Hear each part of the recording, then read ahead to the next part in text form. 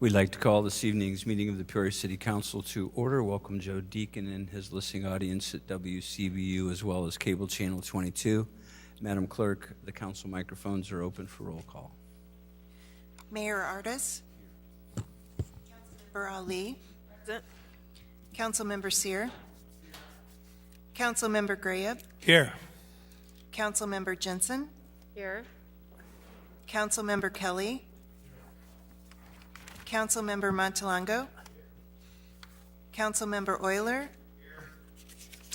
Councilmember Riggenbach. Here. And Councilmember Rodriguez. Present. You have a quorum present. Thank you, Madam Clerk. A notice was received by a member of the City Council in accordance with rules established in Ordinance Number 16142, and the member will be deemed authorized to attend the meeting electronically unless a motion objecting to the member's electronic attendance is made, seconded, and approved by 2/3 of the members of the City Council physically present at the meeting. If no such motion is made and seconded, then the request by the member to attend electronically shall be deemed approved by the City Council and the presiding officer and shall declare the requesting member present. We did have a request by Councilmember Moore to attend electronically. I'm seeing no objections. Madam Clerk. Councilmember Moore. Present. Thank you. We have two more pieces of housekeeping here. First, the COVID-19 public notice. In accordance with Governor Pritzker's Executive Order 2020-07, as amended and extended, limiting meetings to the lesser of 25 persons or 25% of the overall room capacity and requiring the provision of video, audio, or telephonic access to meetings, as well as the CDC recommending social distancing of at least 6 feet between persons. City Hall is implementing changes and restrictions for the City Council meeting on February 22nd, 2021, while complying with the spirit of the Open Meetings Act. The council meeting will be held in person in City Council chambers. There is a room capacity restriction of 25 persons at one time, which would result in a wait to enter if met. Temperature screenings and face coverings are required for access to City Hall. Members of the public and media are invited to watch through the live stream on the City of Peoria's website, YouTube, local television channel 22, or listen through WCBU radio. While public comment is available in person, the option to submit comments through the city clerk's office due to room capacity restrictions was available as well. Any submissions will be read into the record. The agenda minutes and video podcast of the meeting will be available online through the city's website. And this is a notice to our township electors pursuant to Public Act 095-0761. If you desire to have an item considered on the agenda of the annual town meeting to be held on Tuesday, April the 13th, 2021 at 6 p.m., you're required to bring a specific request signed by 15 or more electors to the clerk no later than Monday, March 1st. Any group of registered voters may request an advisory question of public policy for consideration by the electors at the annual meeting by giving written notice of the specific advisory question to the township clerk in the same manner as required for an agenda item under subsection B of section 30-10 of the Township Code. At this time, I'd like to invite everyone to join us and stand for a moment of silent prayer or silent reflection, followed by the Pledge of Allegiance.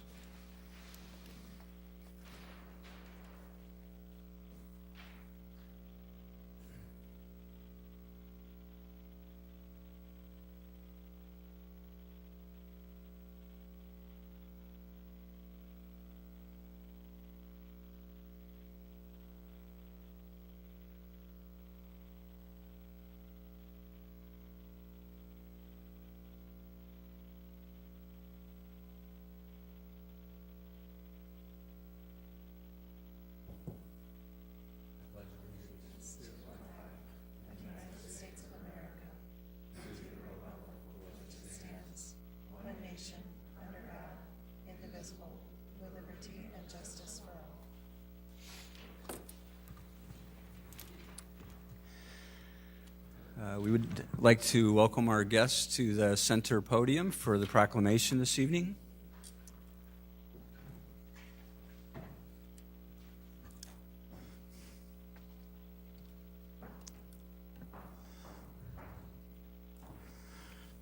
Thank you for being here this evening.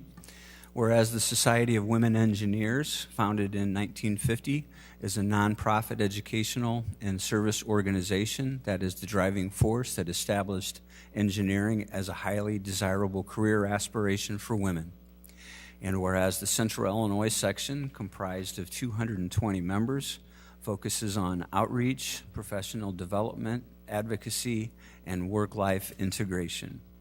And whereas the Central Illinois section of the Society of Women Engineers will partner with the Peoria Riverfront Museum to host National Engineers Week from February 21st through the 27th. Several professional societies will also participate by organizing and facilitating virtual events, as well as building kits for elementary through high school students who have expressed interest in math and science. And whereas the Society of Women Engineers empowers women to succeed and advance in their aspirations while receiving recognition and credit for their life-changing contributions and achievements as engineers and leaders in our community. Now, therefore, I, Jim Artis, Mayor of the City of Peoria, do hereby proclaim February the 21st through the 27th, 2021 as National Engineers Week in Peoria, Illinois.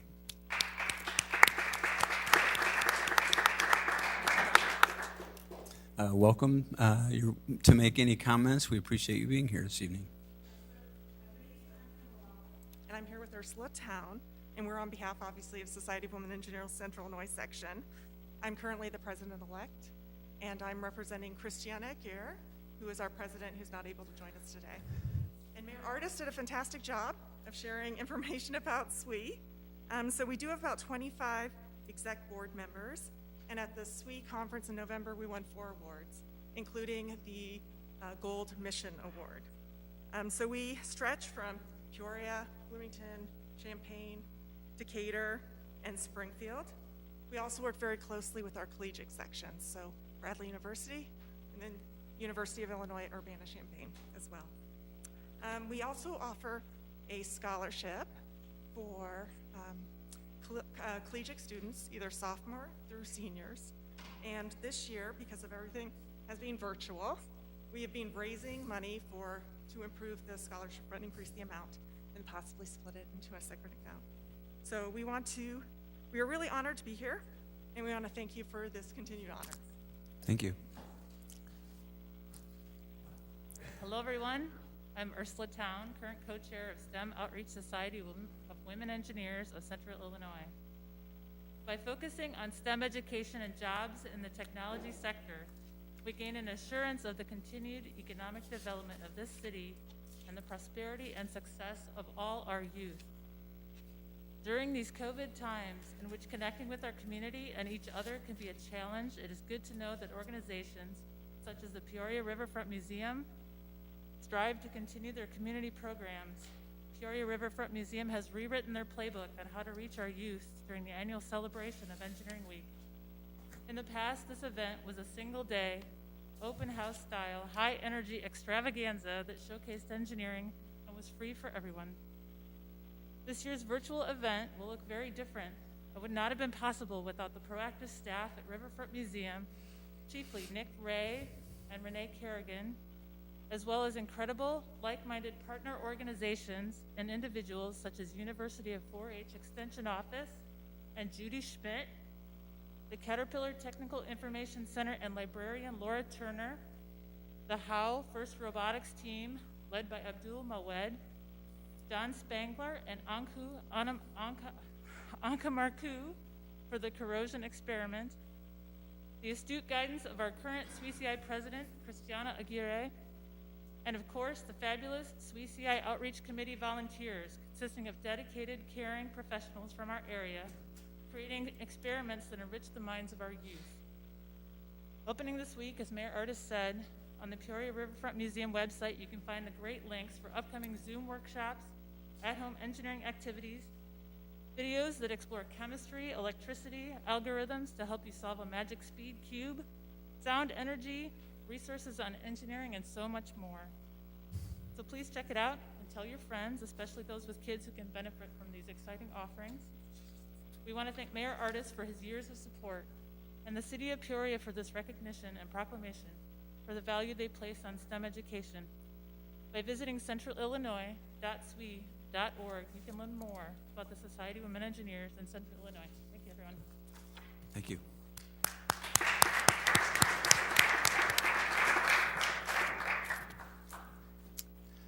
Councilmember Ruckrigo. Thank you. I move to approve the minutes of the joint city council and town board meeting held on February 9th, 2021 as printed. Seconded by Councilmember Kelly. Any corrections or changes to the minutes? Seeing none, please cast your ballots. Member Moore? Yes. That motion passes unanimously. Madam Clerk. Okay, we're at the consent agenda. Number 21-055 is a communication from the city manager and assistant city manager with a request to approve an easement agreement for access to public street for the property at 330 Southwest Water Street.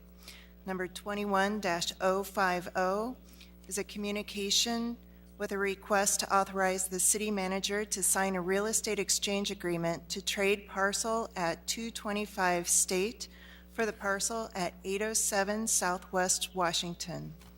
21-051 is a communication with a request to approve a state motor fuel tax resolution in the amount of $365,000 for preliminary engineering services with Crawford, Murphy, and Tilley under Master Services Agreement 18-369D for the West Glen Avenue project. 21-052 is a reappointment by Mayor Artis to the Downtown Development Corporation with a request to concur of Representative Ryan Spain. And that concludes your consent agenda. Thank you, Madam Clerk. Any items to remove from consent this evening? Councilmember Jensen. 051.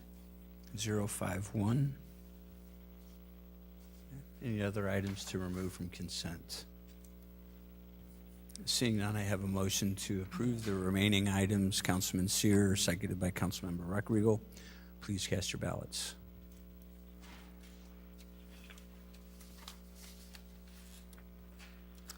Councilmember Moore. Yes. The motion passes unanimously. Madam Clerk. 21-051, a communication with a request to approve a state motor fuel tax resolution in the amount of $365,000 for preliminary engineering services with Crawford, Murphy, and Tilley under Master Services Agreement 18369D for the West Glen Avenue project. Councilmember Jensen. Thank you, Mr. Mayor. Although I support this, I do have a question about why or how this portion of Glen got selected. I mean, there's different areas on Glen that are just as bad, if not in worse condition than this section. So I'm curious why we're not focusing on those as well, because I know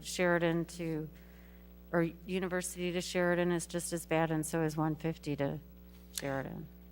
So this section is controlled by the county.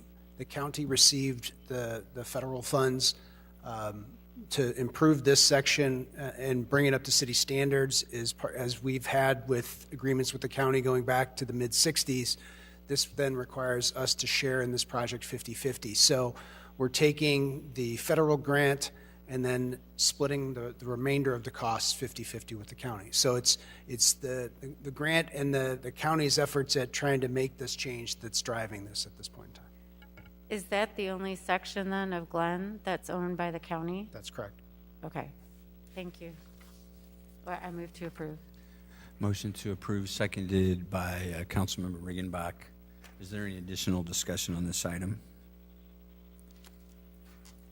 Seeing none, please cast your ballots. Councilmember Moore. Yes. That motion passes unanimously. Madam Clerk.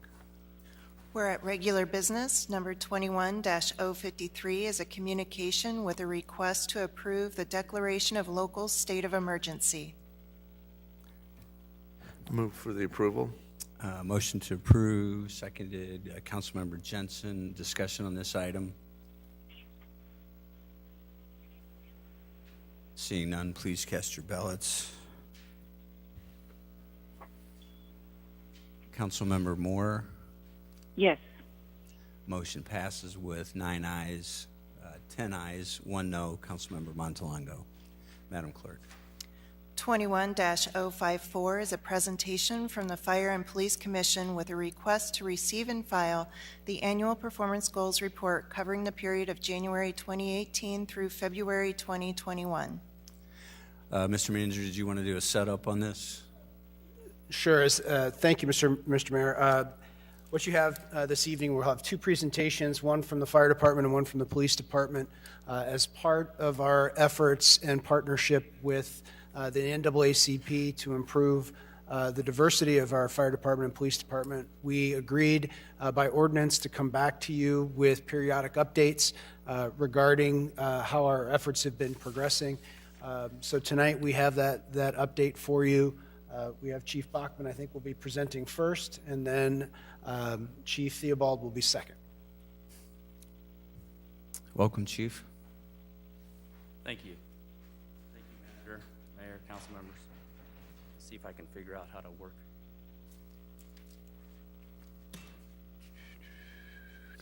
Here we go. PowerPoint to go through tonight, and I'll just jump right in.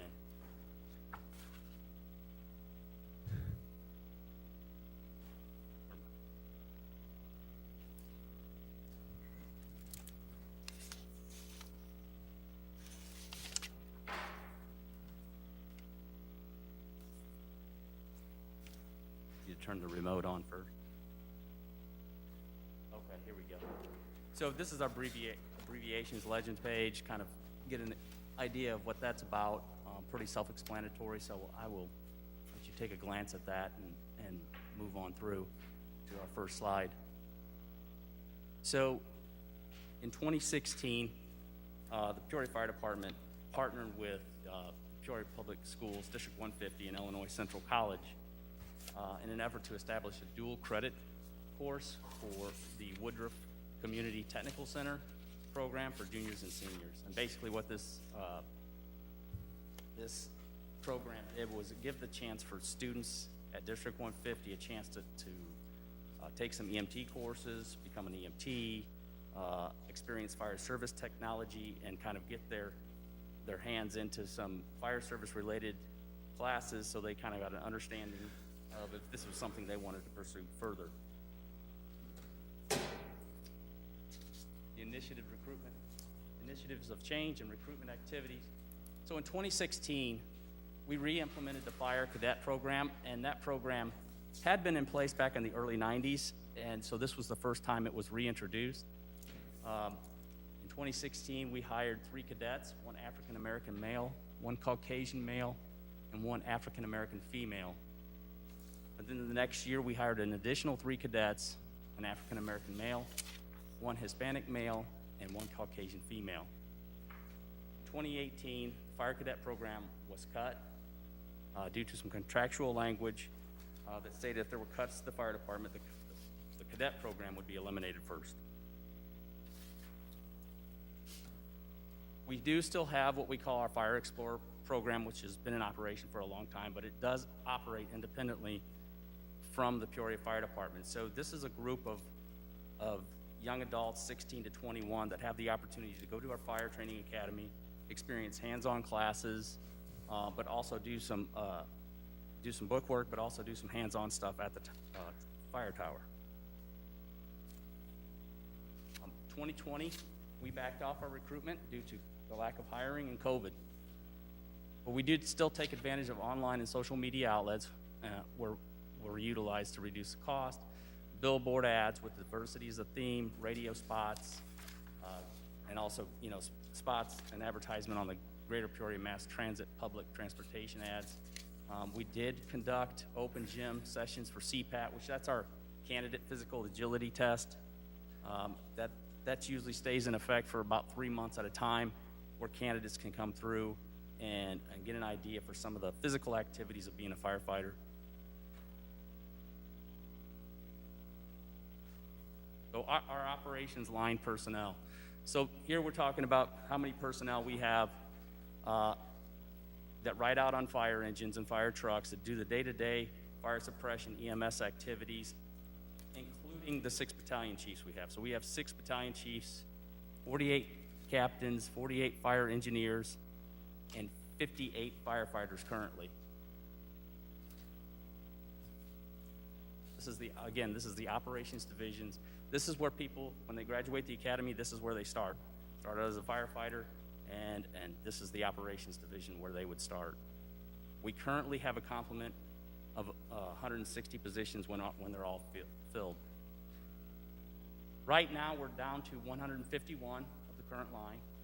We have 1 African-American male that is a fire battalion chief, 4 African-American male that are fire captains, 1 Caucasian female fire captain, 1 Asian fire captain, 2 African-American fire engineers, 1 Hispanic male firefighter, 6 African-American male firefighters, 1 Hispanic male firefighter, and 2 Caucasian firefighters. On the right side, you can see we have our command staff, administrative staff. We have 5 command staff, 5 Caucasian males, 2 fire mechanics, 2 Caucasian males, 6 staff prevention positions, 1 African-American male, and 5 Caucasian male, 1 staff training position, 1 Caucasian male, 1 OEM Caucasian male, that's our Operation Emergency Management Center, 1 management analyst is Caucasian female, and 2 administrative specialists, 1 African-American female and 1 Caucasian female. So currently our promotion list, our battalion chief promotion list is set to expire July of 2021. We currently have 1 Caucasian male and 1 Caucasian female on that list. Our captain's list does not expire until 2022, and we currently have 17 Caucasian males on that list and 1 African-American male. Separation and onboarding. So obviously, as we're all aware of, we had retirements in 2020 in a significant amount, mainly due to the VSI. We had that kind of helped spur things along, obviously. We had 7 Caucasian males, 7 African-American males, and 1 Hispanic male that took advantage of retiring in 2020 and with the VSI. This one here is kind of telling of where we are today. Resignation since 2019. This is in the last 2 years. We've had 5 Caucasian males resign, 2 African-American males, and 1 Caucasian female. And I need to back up just a second here. Unfortunately today, just a few hours ago, I had our 3rd African-American male walk into my office and offer up his resignation. He was also in the class, the hiring class of 2018. So of the 3 African-American males that we've lost, 2 of them were from the 2018 class, and 1 was from the class before that, towards the end of 2016. Just to put some context real quick behind this, in the 10 years prior to 2019, we had 1 resignation. Just 1.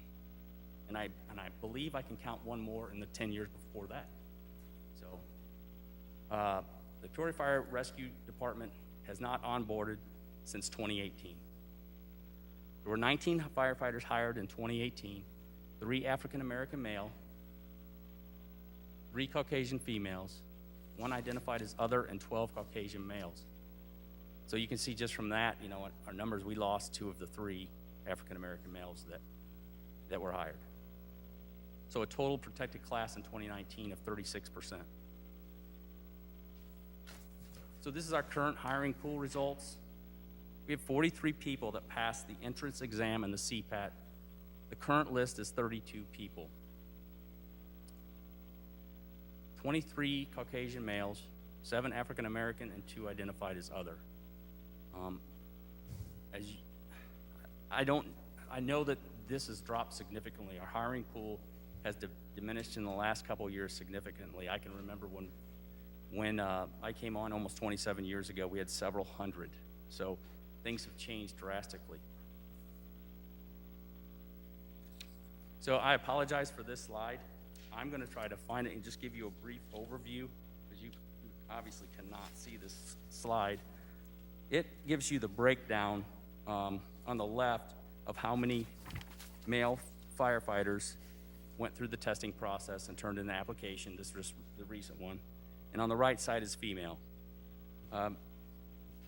We had 111 total males apply, 66 of which were white, 37 were black, 4 Hispanic and 2 Asian, and 2 identified as other. On the female side, we had 7 white, 5 black firefighter applicants, females, and 2 identified as other. So and I'll just be brief here, I'm going to kind of summarize this. If you drop down, we ended up with 39 candidates, all of them are male. We had some candidates that don't turn in their CPAT card, which is their candidate physical agility test. They have to have that card. They have to pass the physical. They have to pass a written. They have to turn in a copy of their driver's license and their GED or high school diploma or equivalent.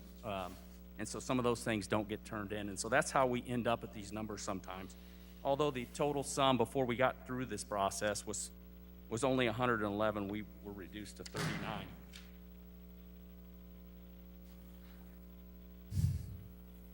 So our current diversity percentages. So a total of 177 employees represents the Peoria Fire Department. And now this includes online personnel and all our admin staff. And that's down from a high of 214 in 2014. Right now we have 8% representing the job, 8% African American, 0.5% Hispanic, 0.5% Asian, and 3% female, and 87% Caucasian. And our next slide is a little bit difficult to see, but the top one also shows basically the difference between 2019 and 2021, where we are now. In 2019, we had 192 employees. In 2021, we have 177 total. So now we're looking at in 2021, we're looking at 87% Caucasian male or Caucasian, and 8% African American, and 3% female, 1% Hispanic, and 1% Asian. And that's obviously down from 2019. I apologize again for these slides.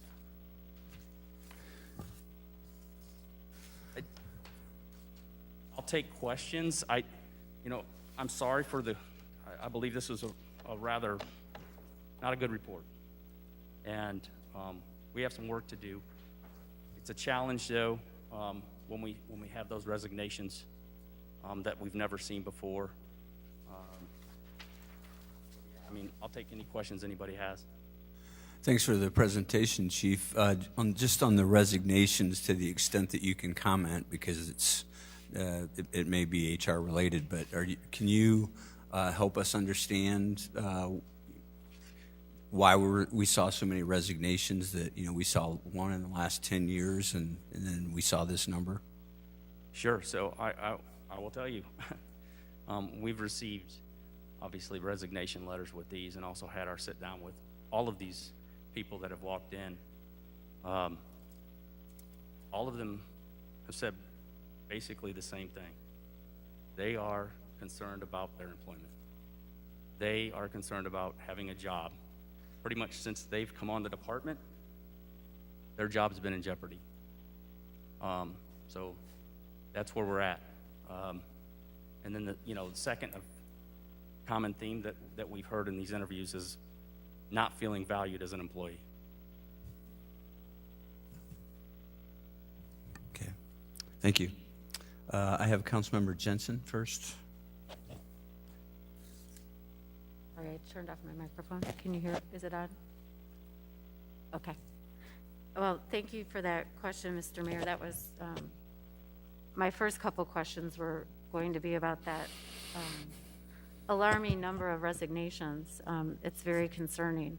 So I was going to ask about the reasons why and I'm sorry to hear that.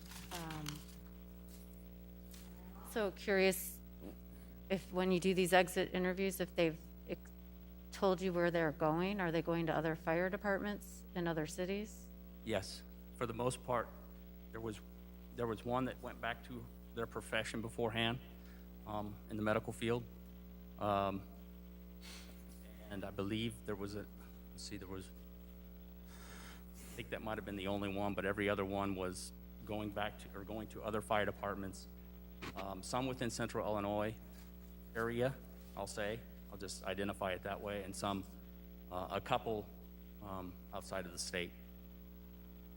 And are these primarily newer firefighters, or are they all different levels of seniority? Primarily, no, we're talking from the class of 2018 and 2016. There were a couple in 2016, so we're talking about a majority of them from the two classes of 2018, and then there was a class in 2016 that started at the very end of 2016. I don't think they actually graduated the academy till 2017, but they were hired in 2016. So these were, I believe every single one of them was a newer firefighter. Comparatively speaking, when we think of this career, people don't leave fire service very often.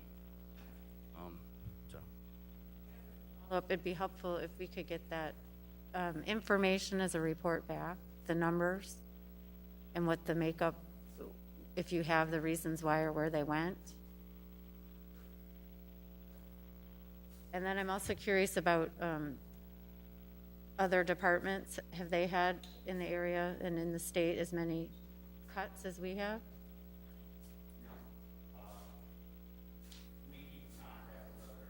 Of what's going on, what it relates to just about everything and anything with COVID or whatever, especially in COVID in the last few months. I had actually been talking with, and Chief Artist has been talking with several different members of other departments. So Aurora, they added 2 people. Joliet, they lost 7. They did lose 7 non-suppression personnel. Rockford, Springfield, Naperville, Elgin, none of them had any reductions. Urbana is hiring 6 and a deputy chief, and Champaign lost 3 non-suppression personnel. I'm sorry to hear all that. So I appreciate this information, though. Thank you. Thank you. I had Councilmember Ali next. Thank you, Mayor, and thank you, Chief, for your presentation. Thank you also for being genuine and forthright and honest about what's going on within the department. It really saddens me to learn that our public safety protectors, our firefighters and the staff of public safety are not feeling valued, that they're concerned about job security. I think that weighs heavily on individuals that are put out there to protect our public, that they're going in trying to save lives, but they're worried about their own jobs security.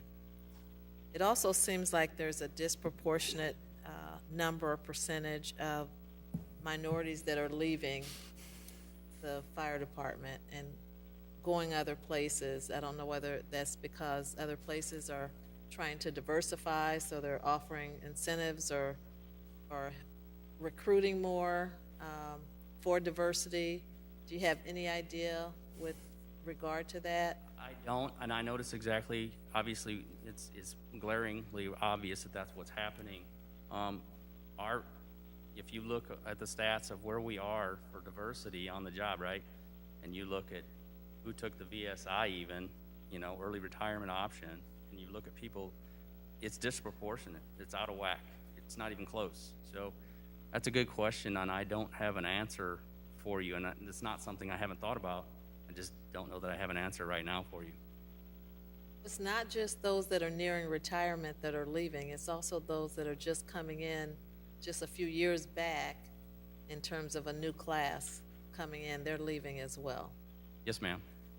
So if you were to rate the morale of our fire personnel on a scale of 1 to 10, with 1 being the worst and, well, no, 1 being the best, let's say, 1 being the best and 10 being the worst, how would you rate the morale of your team?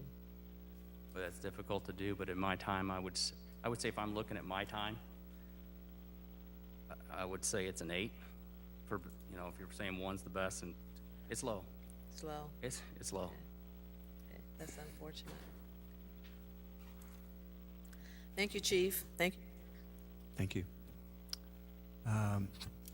Any other questions for Chief Bachman? Thanks, Chief. Thank you.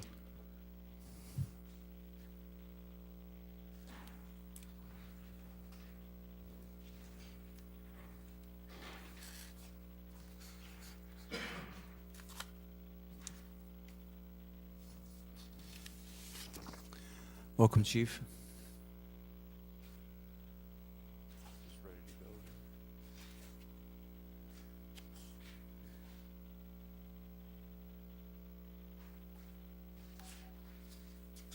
Okay, not unlike the fire department, we've got a lot of moving parts here in reference to the numbers here, so I'll try to summarize it the best I can, because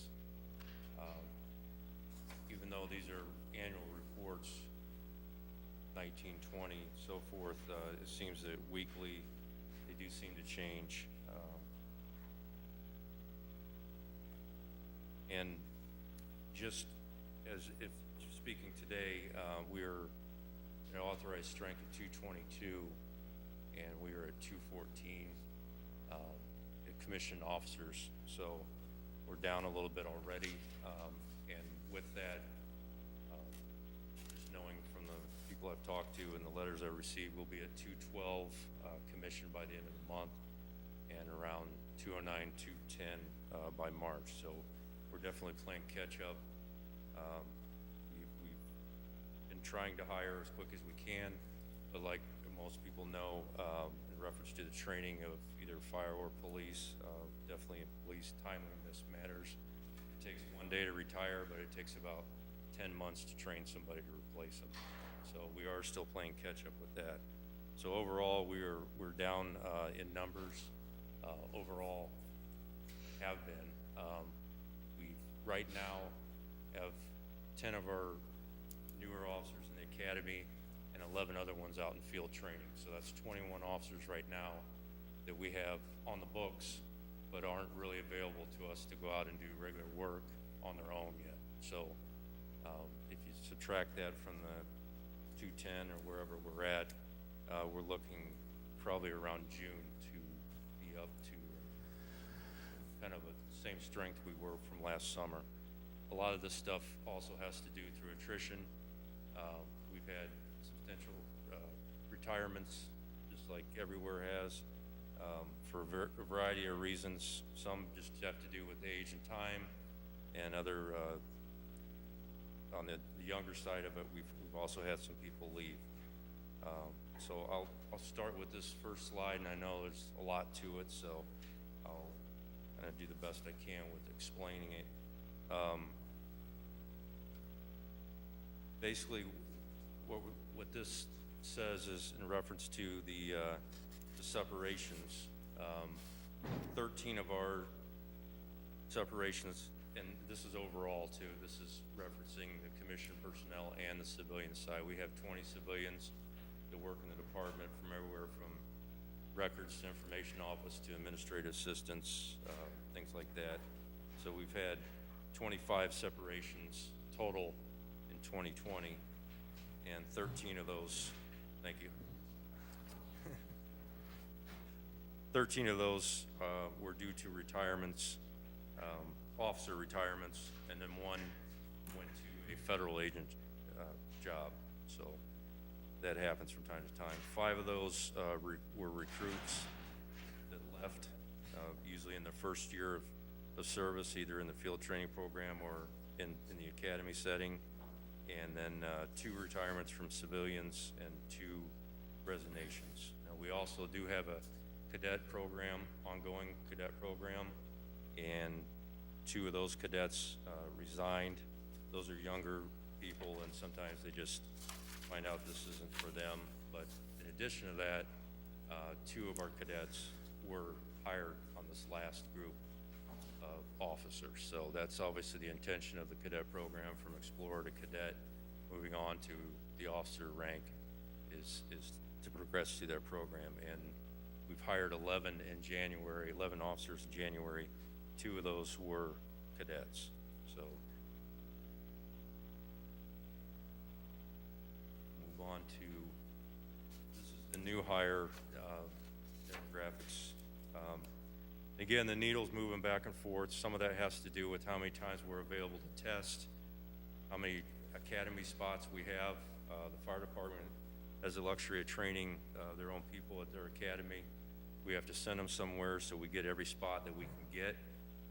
Again, through attrition, we've been down enough that every academy spot we try to get. Sometimes it's 10, sometimes it's 5, sometimes it's once a year, sometimes it's twice. So the amount of people overall we get to hire has an effect on that. But in 2021, as far as protected class, we were at 64% on this last group of 11, so we're moving in the right direction here recently. 2020, we didn't hire as many people, and we were down a little bit. So we're looking a little bit better in 2021. Recently, a lot of those officers are getting trained right now, and then we are testing again in April. So we'll see what that looks like.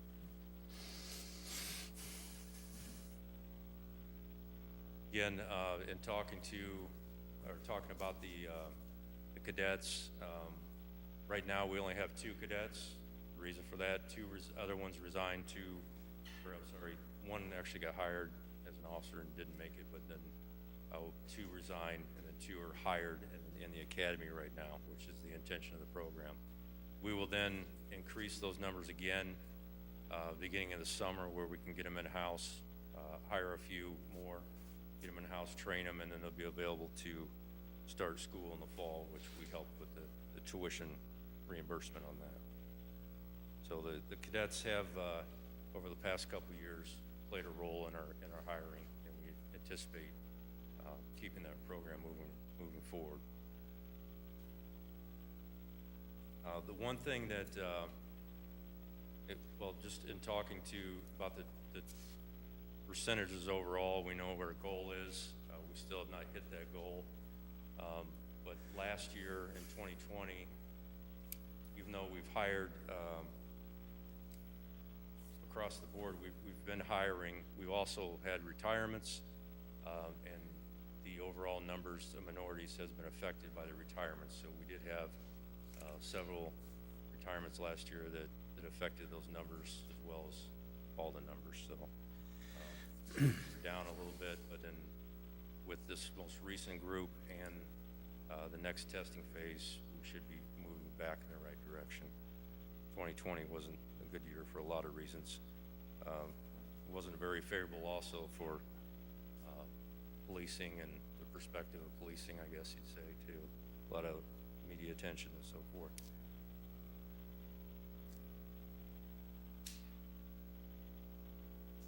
Kind of gets complicated, but the one indication on the you'll see is that the last part of, or the bottom part on the left on the new hires is the percentages of this last group. So that was a good group of diverse candidates that got hired there. But one of the issues that we had in 2020 that puts us back a little bit was the testing process was affected, not only because of COVID, but for a lot of reasons. We had a decent amount of applicants, a decent amount of minority applicants that actually applied, but when it came down to the process of the test and moving forward with the test, showing up, taking the test, there was a significant amount of the minority applicants that didn't take the test. So they applied, but they didn't take the test. Of the ones that did show up in 2020, they did well. So the issue that we're having right now is on the front end of getting enough people to take the test overall, and specifically minorities to take it. Because once they get into the process, once they get through the door, they do quite well or better. So on the front end, we got to keep working on that. And I know HR has been doing everything they can for recruiting, but that that gets us applicants. But as far as taking the test and the process done from start to finish, that's something we need to keep moving on.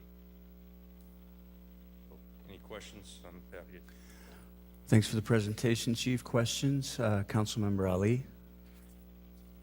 Yes, thank you, Chief, for the presentation and for the progress that you're making.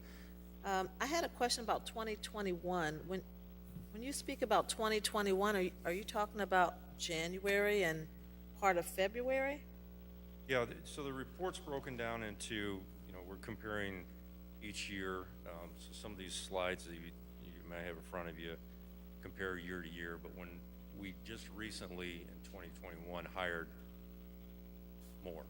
So in 2021, there was a significant increase in that. So you're talking about January and part of February when you have 2021. When you're showing 2021 on these Yes, ma'am. charts, you're talking about just the last few weeks. Yes. Is that right? Yeah. Yes, ma'am. Okay. So that will be updated when we have more time to, Yes, and to that's look what I was at trying that. to summarize earlier. I mean, we went up to 215 in January, but then we'll lose 1 or 2 to retirement. We hire 11, we lose 3 more. It's back and forth. It's moving all the time. okay. Okay. Thank you, Chief. Thanks, Mayor. Thank you. Councilmember Kelly? Thank you, Mr. Mayor. Just to reiterate Councilwoman Ali's, or maybe to further Councilwoman Ali's question, am I right that these numbers are snapshots of the same date every year? Is that correct? Yes, sir. So 2021 is done as far as the date. It's February every year. The presentations, we're still doing it annually at Right. the end of December, but I don't know when the presentation was, if it was in February last year, but Okay, so this is last year's presentation versus this year's. It doesn't. Okay. Secondly, can you speculate as to why we lose people before they take the test? I mean, is there like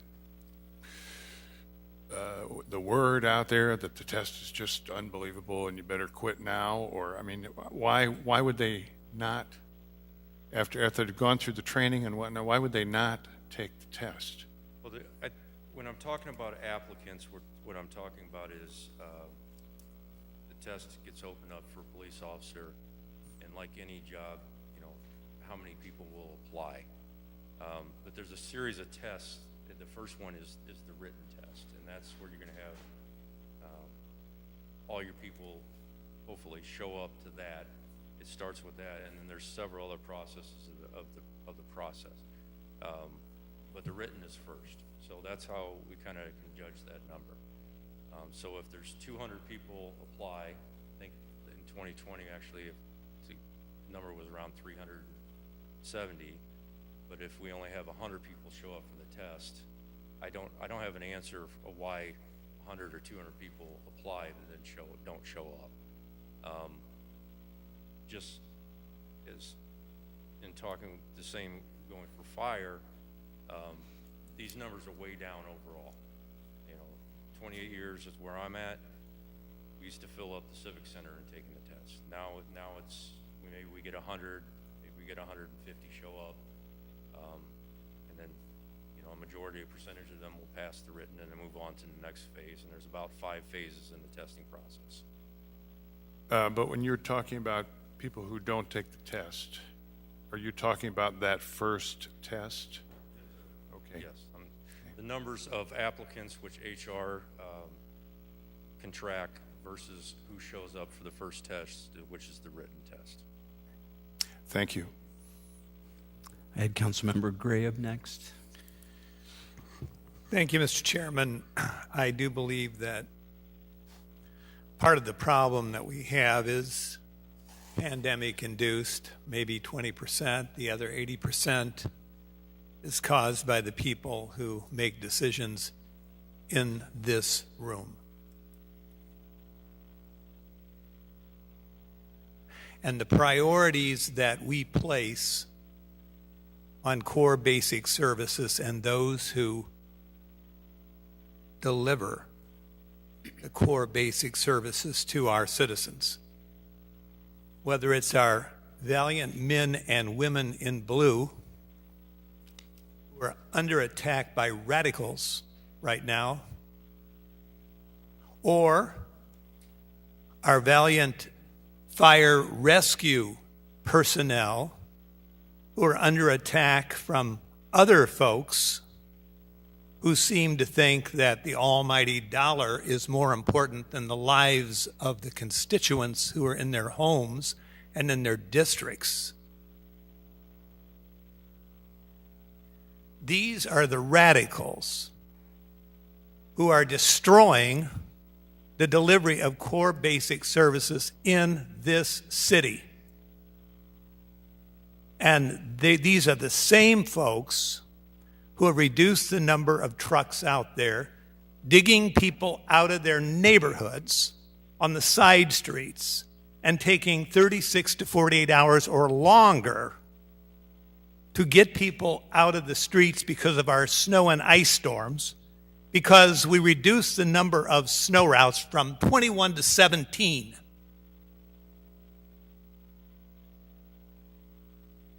And you all have voting records. But I will tell you this: the people in this community will not tolerate this. And all of this is within the mix of those people who supported an $8 million boondoggle with the Pierre Marquette and who continue to waste money on outside consultants.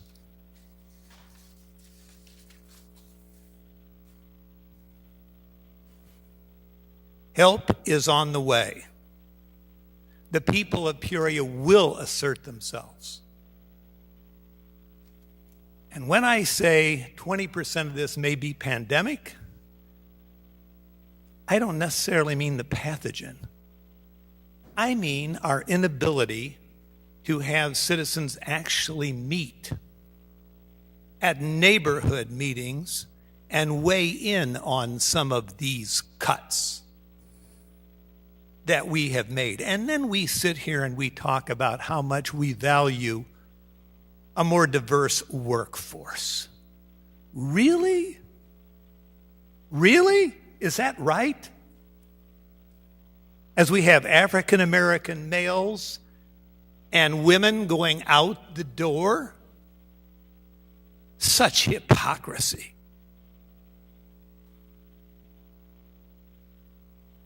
I've been here for 20 years, and I've never seen anything more disgraceful.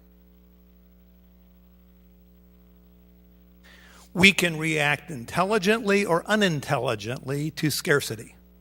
I asked the city manager not too long ago, my God, what would you do if we actually got some money in here, thanks to a stimulus package from Washington, D.C. to help shore up some of our municipal budgets? Would you restore the fire rescue equation? which currently causes us to have unacceptable response times to the West Bluff area, the Moss Bradley area, and a mass casualty area called Bradley University? And his answer was, well, yes, of course I would. I'm remembering that. I will remember that, because bad times will go by. They will pass. We have a better future. The better future is coming. Our best days are ahead. Our economy is going to take off.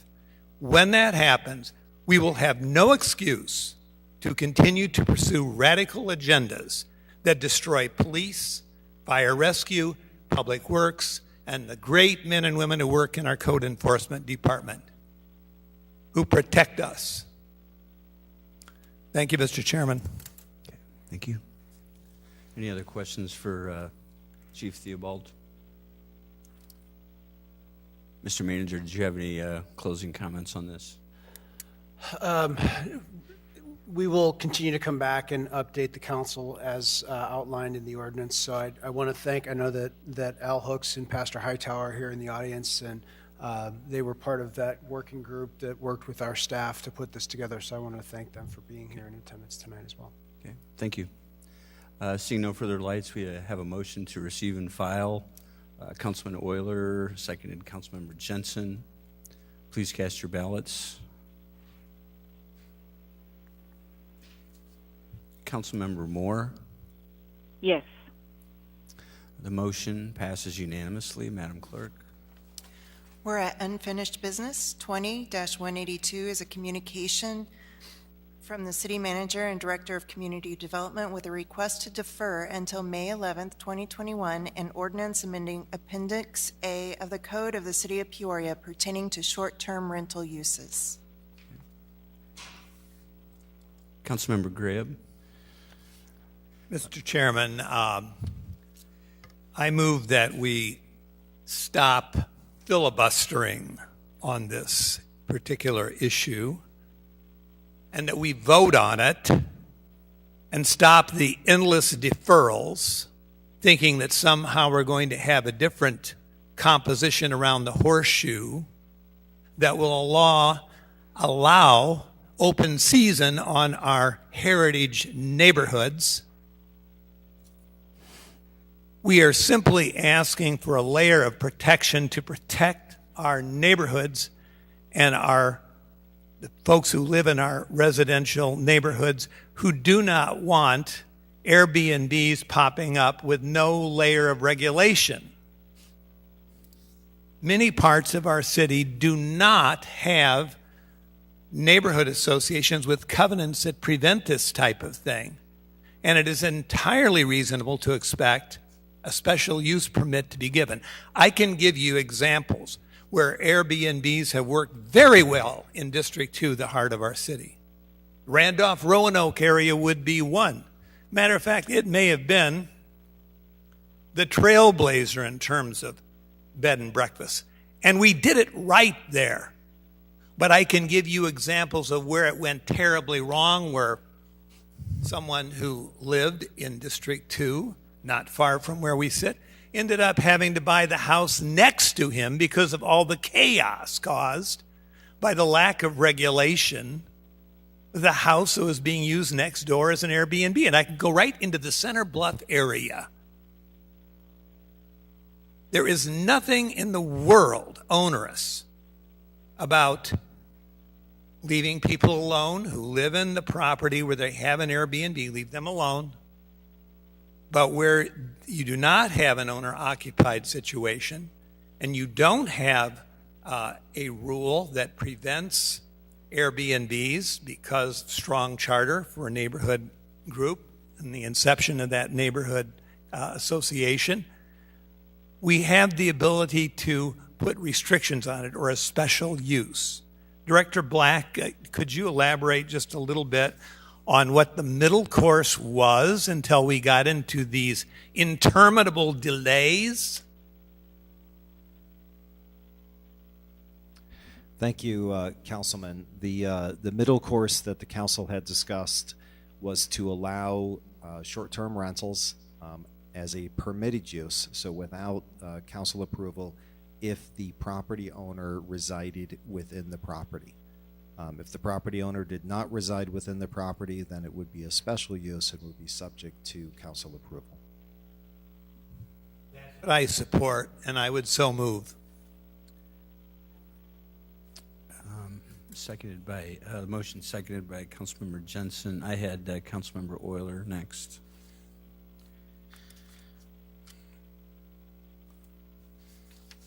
Okay, I have Councilmember Jensen then.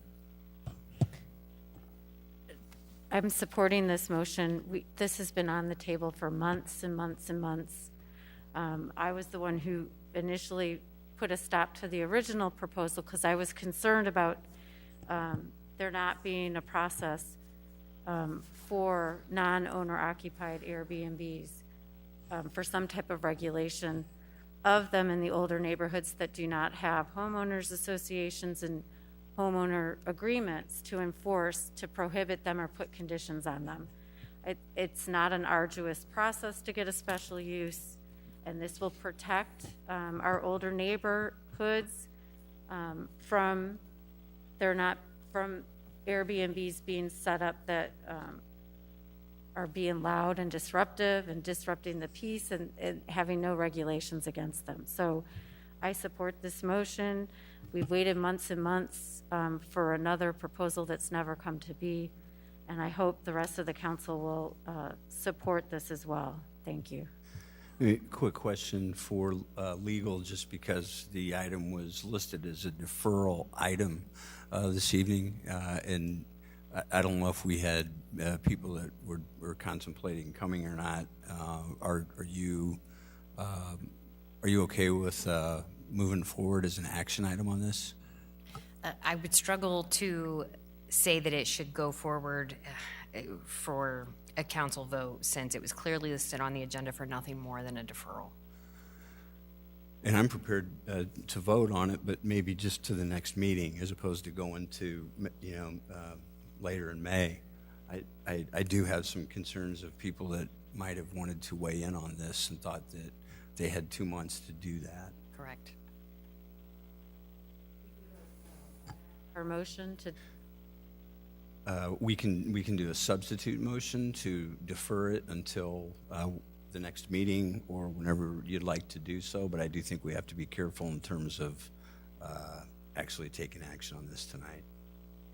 what's the Councilman current Gray. motion on the floor? The motion that Councilman Gray moved to approve was the item that was described as the middle ground by Director Black. And is legal saying that we can't have that motion? She's saying I won't say what she's saying. I'll let her say what she's saying. Since the action item on the agenda is only a deferral, I would recommend you not take final action on this item tonight. If you wanted to amend the motion to have a shorter date for this to be deferred to, something before May 11th, I think that would be appropriate. But a final yes or no vote on the ordinance, I don't believe you could take, since, again, it was only listed as a deferral.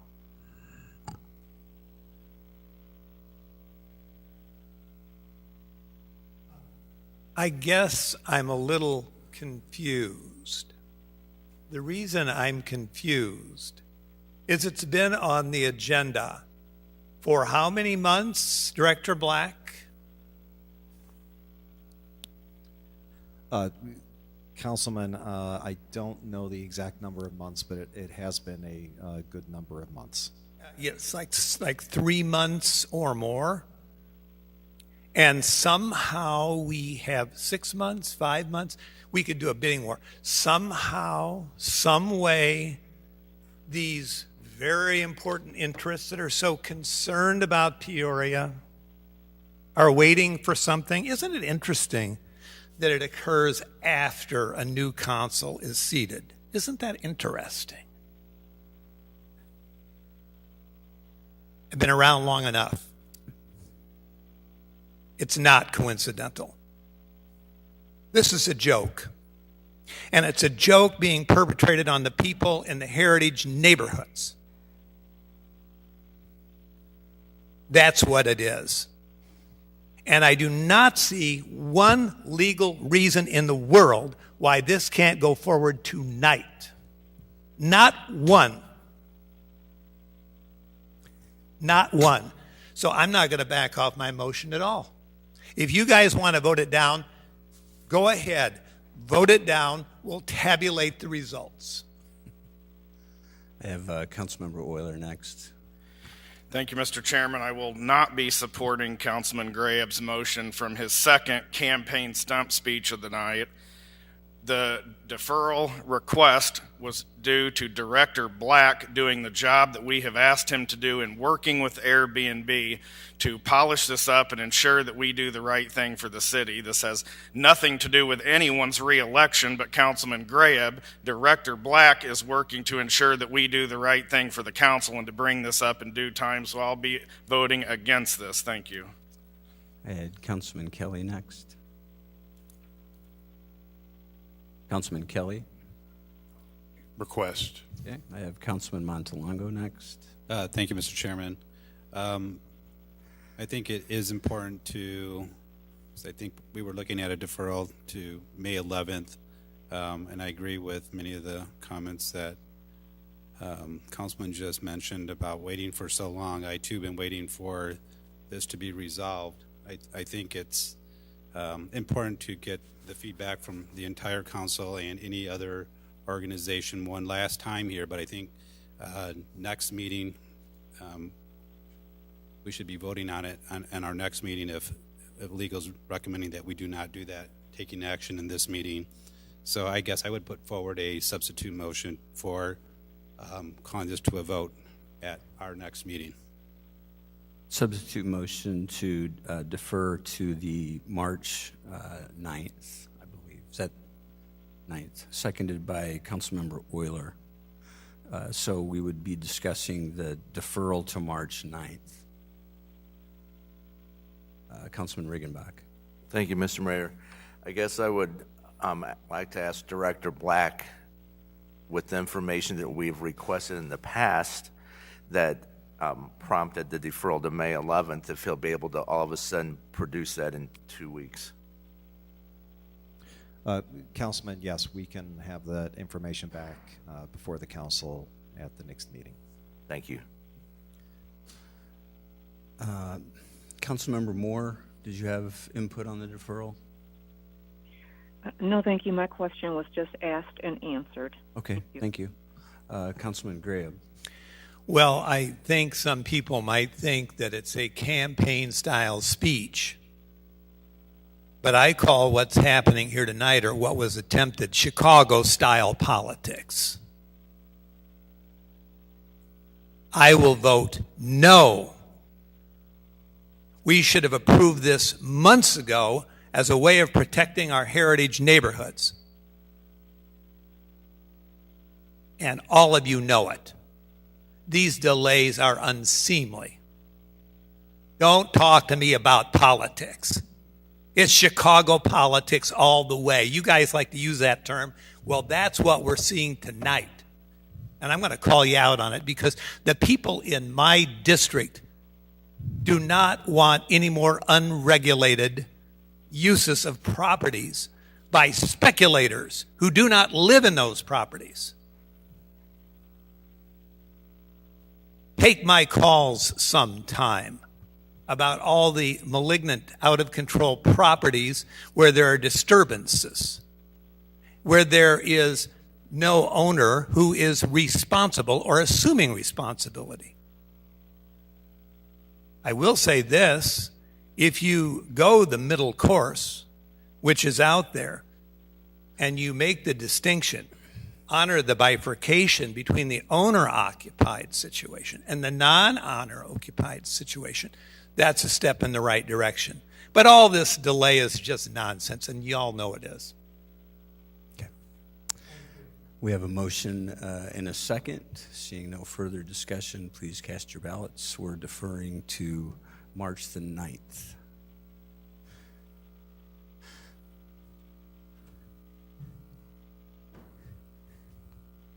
Councilmember Moore. Yes.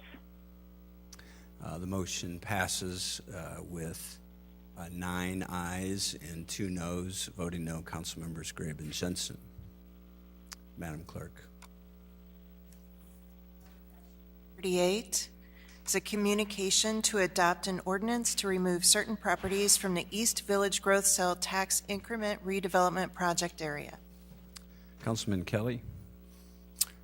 Mr. Chairman, I move to table this item. We have a motion to table, seconded by Councilmember Euler. Discussion. Councilman Grabe.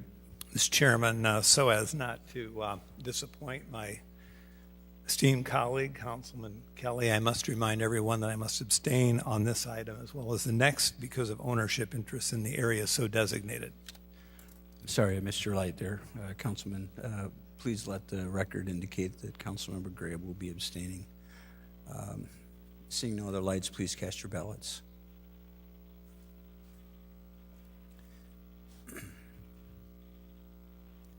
Councilmember Moore. Yes. The motion passes unanimously with 1 abstention. Councilman Grabe. Madam Clerk. 21-024 is a communication with a request to adopt an ordinance designating an area of urban decay and adopting a tax abatement for said area. Councilmember Kelly. Thank you, Mr. Chairman. I move to defer this item until our regular meeting on March 23rd, 2021. Okay. Seconded by Councilman Euler. Discussion on the deferral. 23rd. Okay. Seeing none, please cast your ballots.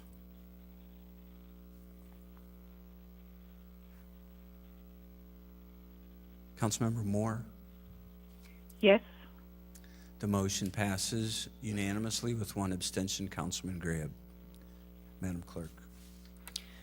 21-033 is a communication from the City Manager and Director of Community Development with a request to defer until March 23rd the recommendation from the Planning and Zoning Commission and staff to adopt an ordinance approving a special use in a Class C1 General Commercial District for a vehicle wash for the property located at 1217 West Glen Avenue and 4926 North University Street.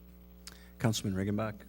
Thank you, Mr. Mayor. I move for approval of the deferral, and under new business, I'll have some details about a public meeting regarding this item. Okay, thank you. Is there a second? Councilman Kelly, discussion on the deferral. Seeing none, please cast your ballots. Councilmember Moore. Yes. The motion passes unanimously. Madam Clerk. Do we have any further unfinished business? Any unfinished business this evening? Unfinished? Seeing and hearing none. Madam Clerk. We be at new business. New business, Councilman Riggenbach. Thank you, Mr. Mayor. In regards to the last item regarding the car wash, we have arranged to have the developer come next Tuesday on March 2nd at 6 p.m. We have the Gateway building reserved. There will be live limited attendance. We'll have details out tomorrow. Stacy Peterson will put out the details on that. Undoubtedly, there'll be some pre-registration to make sure we don't have too many people in the room at one time, but we are going to attempt to have an in-person meeting, which we're very pleased about. So the traffic engineer from the developer will be there, and they'll be able to answer questions that have been raised through various sources on social media and whatnot, and council members. And also, I would also like to just add thank you for the support of the $2 million project on Glen Avenue from Sheridan to Knoxville. This is something that has been in our wish list since the time I was representing that area on the county board. So we're very pleased to see the collaboration with the county and the federal government to provide some funding for that as well. For those residents in the Glen Crest area, just know this is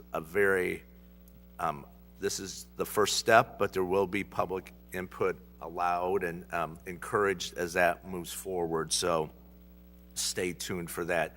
That is a $2 million multi-year project. So this is just the first step, but we are on the way. Thank you. Thank you. Councilman Graham. Thank you, Mr. Chairman. Director Powers, welcome back. I would like you to give us a little update on the roughly $4.5 million project on Sheridan Road. And by the way, before I go any farther, I'm on the council. There may be an election going on, but I still have a job to do, and so do the rest of you. Where are we on the status of the completion of the Sheridan Road project from Eleanor on down to Richmond, Director Powers? Hey, Councilor, I believe we are simply waiting for a few light posts to be returned that were brought to us that had the wrong finish, and then the project will be complete. And the last update I had was we expect them, I think, this week, and that should complete the project. Very good. Thank you, because I get inquiries all the time. And while we have you on the phone right now, I know you're just a few feet away. I want all of my constituents to know that it's not because of the lack of leadership on the part of Director Powers or the men and women who drive the big yellow trucks that it took so long to clear some of the side streets. It's because of a decision made right here in this room. I call this Chicago-style politics. Let's go. Gone from 21 routes down to 17. That has a palpable impact on how quickly we can get roads cleared. And by the way, the men and women who drive those yellow trucks, they are public safety too. And when our emergency vehicles can't get in to the neighborhoods, it has a huge ramification for all of us. So as I receive calls complaining about the lack of a more prompt clearance of the side streets, I'm just amazed at how good a job our staff has done under your leadership, Director Powers, given the resources, the meager resources, which this council agreed to when it approved the snow removal plan. And when that was approved, I reminded all of you, maybe this is Chicago-style politics, I voted no.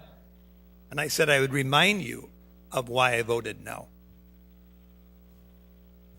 And I just hope that we won't have any more big storms. And I hope that in the months ahead, we can rebuild public works, rebuild the police department, rebuild fire rescue services, and rebuild the community development program as our economy comes back, roaring back. Director Powers, thank you, and thank you to the men and women who work for the Public Works Department. Thank you very much. Councilor. I have Councilmember Moore next. Thank you, Mr. Mayor. I wanted to make sure that the folks in the 1st District in the North Valley area received information about one of the businesses there. Rocky's Market, everyone knows Rocky's Market, located at 1500 Northeast Jefferson, opened in late winter. And they have applied now for a liquor license. And the reason I'm bringing it up in this forum is because the weather has been so bad that many people may not have been able to get out to see the signage that has to be posted about their request. And with the terrible mail service that we have now, perhaps those folks who live within 250 feet may not yet have gotten the notice that they can send letters of support or objection to the Liquor Commission. So I just wanted to take this opportunity to let the residents know, besides those that I've already alerted, there are several active neighborhood associations in the North Valley that have received letters from me, and also some individuals who have contacted me wanting to know more information. I sent them the same letter I sent to those neighborhood associations. But basically, the Liquor Commission is scheduled to meet on March 1st, and those who are in favor or would object to a liquor license at that location can either come to that meeting. If it's in person, it may be virtual. You can contact Trina Bond in the clerk's office, Trina Bonds, or send her an email at tbonds peoriagov.org. And that information, your letter, will be added to the record when it goes before the Liquor Commission on March 1st. So that's TBONDS at peoriagov.org. To his credit, Rocky has put out petitions for folks to sign and give their opinion. He emailed those 35 pages of it, I believe, that we have received, and they're not all in favor. I was surprised to see that he submitted some that were not in favor, and so he is doing what he can to get the information out and asking people to weigh in. He wants to be a valued member of the community, so please take the time, if you agree or disagree with a liquor license at that location, please send it to tbonds@peoriagov.org. Thank you. Thank you. I have Councilman Montalongo next. Thank you, Mr. Chairman. I'd just like to give public notice that I will resume having the coffee and conversation meeting with the 4th District community. Meeting will be March 4th, Thursday, March 4th. Location, right now, I'm hoping that it will be at Peoria, but in the event that we can't have it there, I have another location that I have to verify with yet. I plan to communicate through our city website and an email to all the neighborhood associations. We will be following the CDC guidelines to having this meeting. Thank you. Councilman Graham. Mr. Chairman, I have been the recipient of numerous phone calls, as I believe some of you have as well, about billing snafus that have occurred. Manager Urick, would you please explain what's been going on and why we have so many of our constituents upset? And I can't identify which one because there have been at least a couple of them. Yeah, so thank you, Councilman. We've had several issues with the company that we've been working with that stuffs our billing and the inserts that we have. The most recent situation that occurred was with our stormwater utility bill. The monthly insert that was to go in, letting people know that the rates had changed, was incorrectly stuffed with the wrong month's bill. When we sent out the public safety pension fee notice, the billing, several of those bills, several runs of those bills, included the old prior year's information in that. So we are currently in the process of that contract coming to an end, so we'll be issuing a request for proposals to go out for that service as we look at moving with a new provider. The staff... Not happy with the service they provided? That is correct. So we are making that change. And we paid them how much to do this? I don't remember the cost offhand, but I'll get that for you. I do remember how much it is.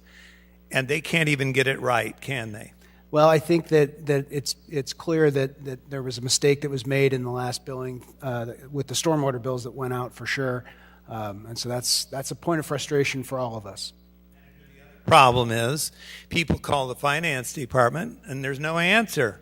They get a runaround. Who's manning the phone calls down here? Maybe this is another campaign style speech, but this is the kind of call I get every single day now for weeks. So the finance staff is taking the calls. They're asking people to leave voicemail messages, and they're taking the voicemail messages in order, calling people back or responding to emails back to those individuals as those come in, based upon the volume that they have, and they're working through that backlog right now. We have 3 people in our accounts receivable department that are answering those calls and working through that backlog right now.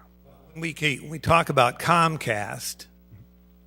So Comcast, I reached out to Comcast. They have stated that they've been having some mailing problems, just I think as we've seen with some of other mailing issues that have come out.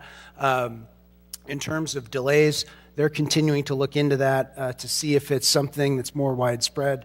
But they are aware of some of the concerns that have been raised by the council and are really looking into seeing if there's something that they need to reach out to the Postal Service to discuss. The franchise operator, is it not?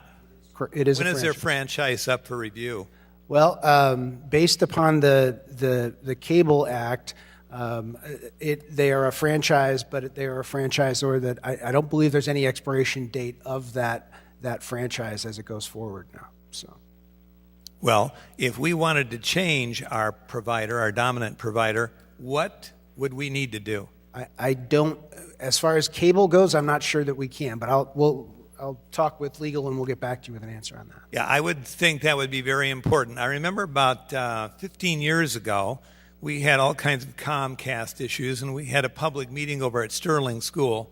I will say part of that issue was the dropping of the Cubs games, but there were many service delivery issues as well. And we had, I think, a beneficial impact by getting the representative in the room who supposedly is taking care of our area and letting them know how frustrated our people are. Now, I know I can't be the only person getting phone calls about someone paying and then being told that they haven't paid and they send checks in. Happened to me twice in a row, and it happened to many of my constituents. That is ridiculous. And then when, of course, they call the number, they get the same runaround we've been getting when we call the finance department here.